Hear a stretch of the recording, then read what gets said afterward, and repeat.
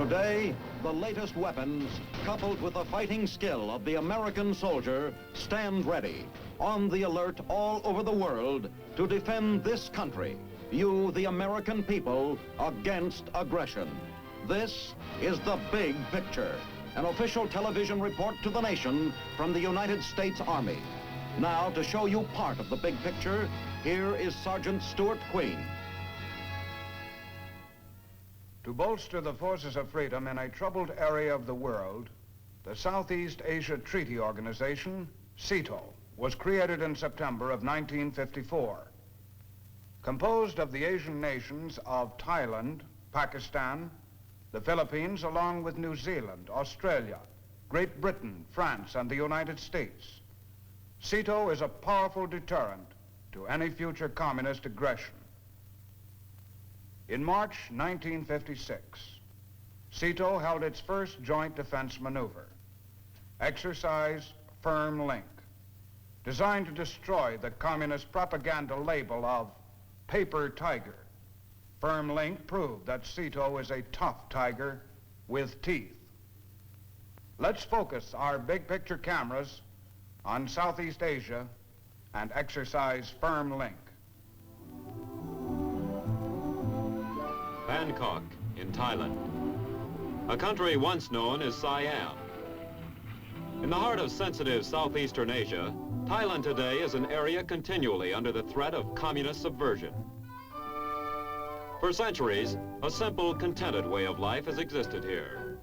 But now this Buddhist, peace-loving people are no longer apart in a world of their own.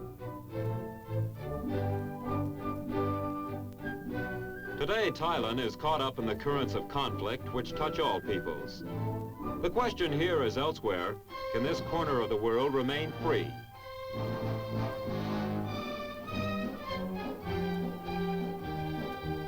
So that the Thais and other peoples of Southeast Asia would be able to resist communist pressure, representatives of 8 nations met in Manila in September 1954 and agreed that an armed attack against any one of them would endanger the peace and safety of all others. The Manila Pact showed clearly a community of interest in Asia by countries of both the East and West.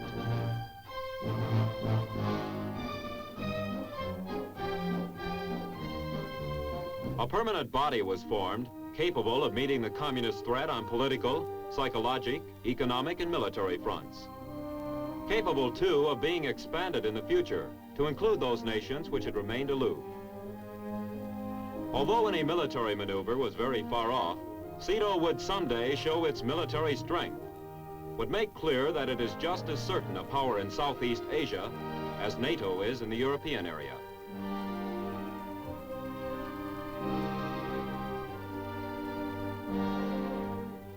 First time we heard of Bangkok in Thailand, we heard we were going there.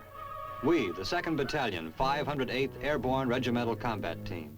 Just 900 of us, but we heard there'd be a lot of others from foreign countries in this operation. Incidentally, airborne with us is not just a word.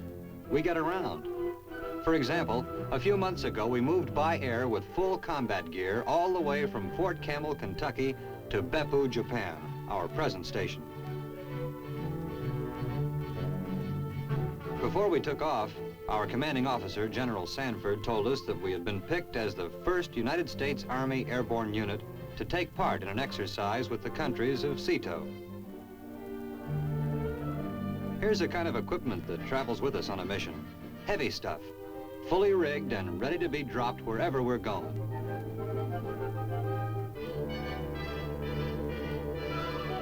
Off to Thailand for Exercise Firm Link. Why this name? To show that the United States and the other countries of SEATO are firmly linked. And if one is attacked, all the others will come to the rescue.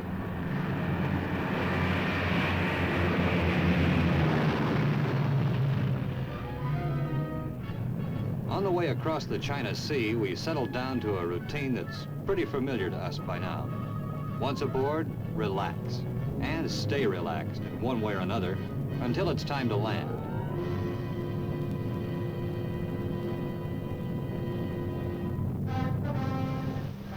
Bangkok, Don Muang Airport, where the maneuvers would take place. The weather here was clear and hot, something like the weather in the Philippines. Down came the ramps of our C-124s.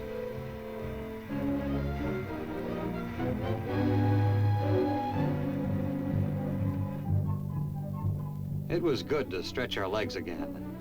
We marched over to an area of the airfield where we would bivouac and get ready for the big show the next day. Several outfits from other countries would be setting up camp here on the airfield alongside us.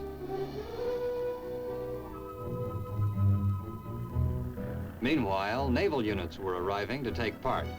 The carrier USS Princeton, as well as warships belonging to Great Britain, Australia, and New Zealand were steaming into the Gulf of Thailand to be on hand for firm link.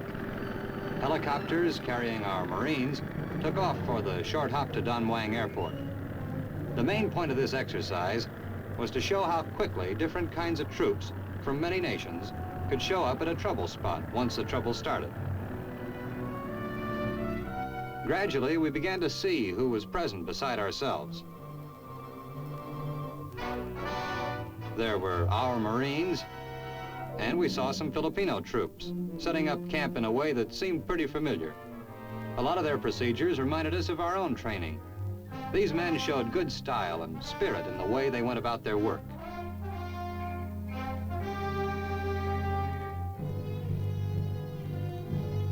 Someone pointed out the premier of Thailand, Pibul Sangram, who they say is sort of soft-spoken but a firm leader of his people.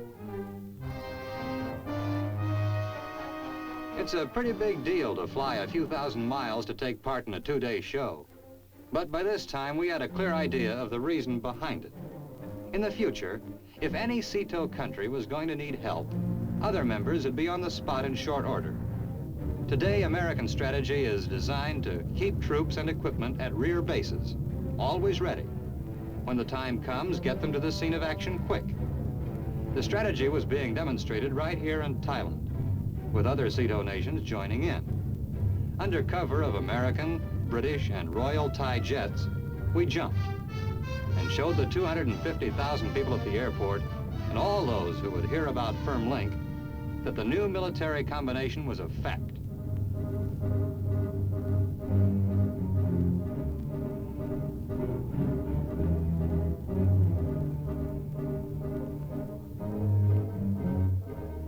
No casualties that day, and one guy was a hero.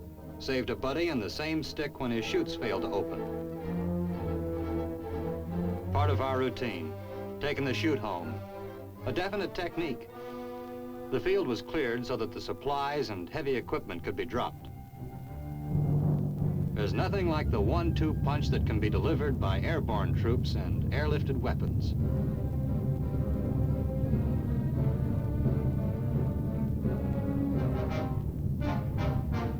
During the morning, Thai paratroopers hit the silk.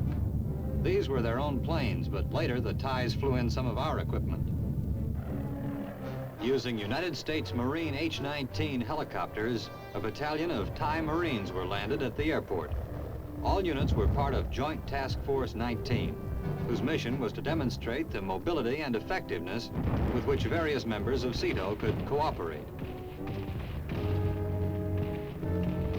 American troops, 1st Battalion, 9th Marines, staged an impressive attack against mock enemy strongpoints at the airport.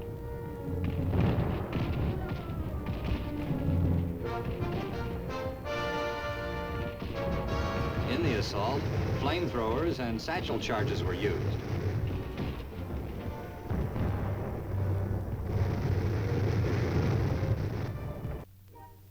In the afternoon, after the close of the active part of the show, we let down the ramps to our C-124s so that the Thais could look them over. All ground force weapons went on display too. What we brought, we showed, and stood by ready to demonstrate if anybody asked us.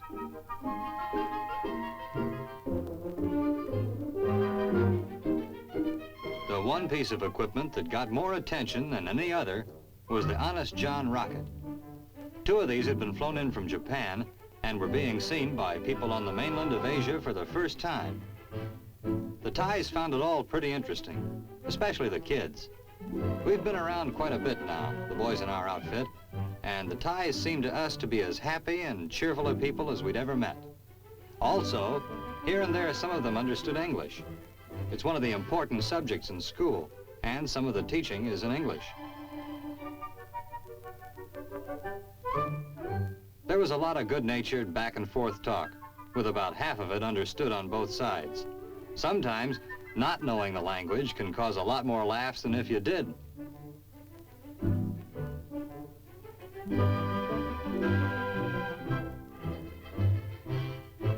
One thing we all noticed about Thailand was the heat. Judging from the way the Thais themselves went for cold soda, they feel it too. Or maybe soda pop was just a national institution, like it is with us.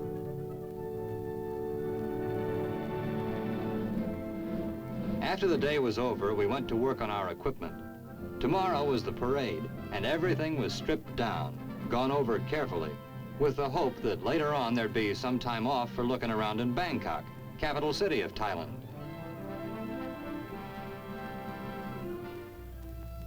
Turned out that we were in one of the rare spots of the world. Temples to Buddha, called Wats, showed extremely fine craftsmanship in silver, gold, mother-of-pearl, porcelain, and marble. At entrances, there were stone images of demons, which were supposed to keep out evil spirits. One of the temples, decorated all over in fine detail, went 250 feet up into the sky.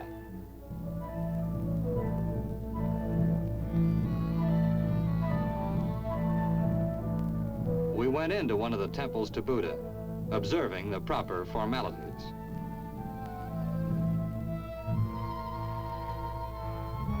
Part of the time, of course, was spent in finding out what we could buy in Thailand.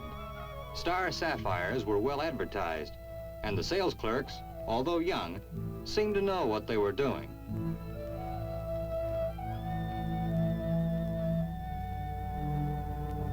Next day, Bangkok got itself as neat and ready as possible for the international parade that would climax the whole FirmLink operation. In one way or another, the people of this part of the world would find out what was going on in Bangkok. Helicopters from the USS Princeton flying over Bangkok's Monument of Democracy and over the flags of the SEATO countries. Hundreds of thousands of people watched this parade, along with representatives of all the SEATO nations. A parade that showed that we could provide plenty of military strength here and wherever communist attack broke out in Southeast Asia.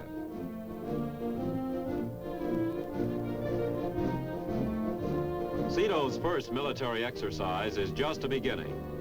Because Thailand's troops are not strong enough alone to ward off the kind of attack that overwhelmed the people of South Korea in 1950, the people of this small country welcome the support of SEATO. They know now that if they are attacked, a SEATO force can reach their country in a hurry. That if war comes, they will not have to fight alone. A force representing the British Commonwealth. The experience of NATO in the West has been a valuable precedent to the nations that have joined together in SEATO. NATO offers a pattern for the future, a knowledge that the hard work and sacrifice of continuous cooperation can achieve the objective of security against communist aggression. Without SEATO, there's the ever-present danger of several independent countries disappearing behind the iron or bamboo curtain.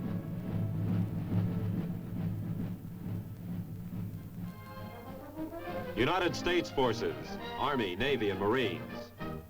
A short while ago, all these men were outside the area of Southeast Asia. Now they were here with their equipment ready for action. SEATO leaders agreed later that should a real emergency arise, there could be an even swifter rallying of forces.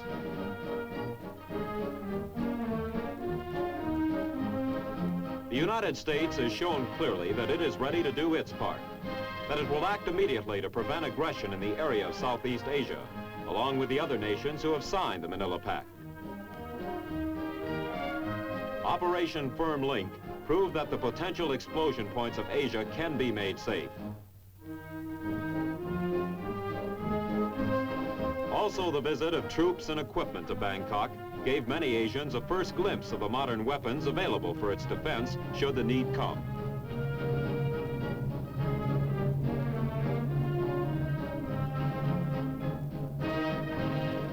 U.S. John rocket did not carry an atomic warhead, but this was what it was designed for, and this most of the onlookers were aware of.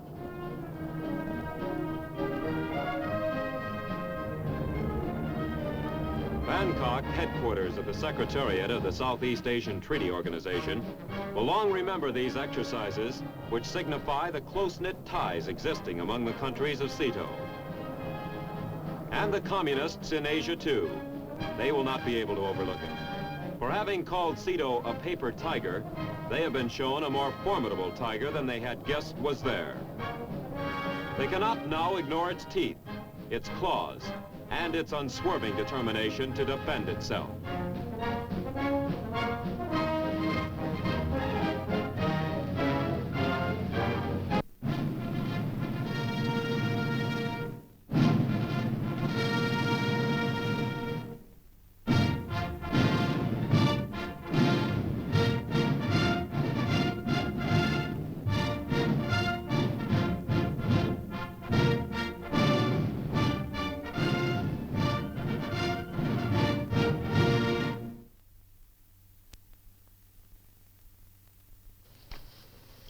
How do you do? I'm very glad to have the occasion to talk to you at this moment. Soldiering is my business and has been since I entered West Point in 1918. I want to say a few words to young men and to their parents about the Army as a career, hoping to interest them in serving in this great military fraternity, which is the United States Army. I would not be here in uniform after 34 years as an officer if I did not love the Army.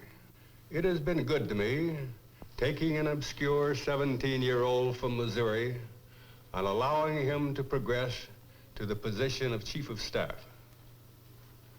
I have seen it develop the talents of thousands of others, causing them to grow and to expand in a soul-satisfying career. I have seen the Army itself grow into a big organization with units in many parts of the world. Now, because the Army is big, it needs big men to direct it. Because its mission is important, it needs men with a sense of mission. Because its job is complex, it needs men of versatility, able to adapt themselves to new countries, to new weapons, and to new ideas. Because the Army is big and diversified, there's a job for everybody. We need the skills of the artisan, the carpenter, the plumber, the mechanic. We need Phi Beta Kappas to work in our laboratories to develop and maintain the new and complicated weapons which the modern Army requires. We need bold and adventurous men, sensitive to the challenging call of the time-honored profession of arms. These types and many others are required to perform the manifold tasks of the Army. Now let us look about the world and see some of these activities. The Army is scattered overseas in 73 different nations. In some countries, such as Germany and Korea, we have large bodies of troops prepared to resist aggression if the communists should wish to start it. In other countries, like nationalist China and Vietnam, we have groups of our best trained and most valuable officers and soldiers engaged in helping to teach those countries how to defend themselves. At home, we have large military units like the 82nd Airborne Division at Fort Bragg, or like the 1st Armored Division at Fort Polk, Louisiana. Also, we have great training organizations, including schools of all kinds and descriptions. Now here is the training of recruits at Fort Dix, New Jersey. This is a guided missile school at Fort Bliss near El Paso, Texas. This is a radar class for enlisted men at the Signal School at Fort Monmouth, New Jersey. These young men are learning to fly Army airplanes and helicopters at Fort Rucker, Alabama. This is the most famous military school in the world, West Point. Many of its graduates, when they become colonels, will attend this school, the Army War College at Carlisle Barracks, Pennsylvania. Or this one, the National War College in Washington. These senior schools train the top leaders of our national defense. The Army in the United States is composed of more than military units and training schools. It is also a vast business establishment with property worth over $44 billion. It runs ports, depots, arsenals, and laboratories. It takes a lot of good men to run these enterprises and care for these national assets. I think you can see what I mean in saying that the Army has a place for every talent. The Army needs skilled technicians in many fields and has the schools and training experience to develop them from the young men who enter its ranks. At the same time, it will insist that the specialist does not forget that he is first and foremost a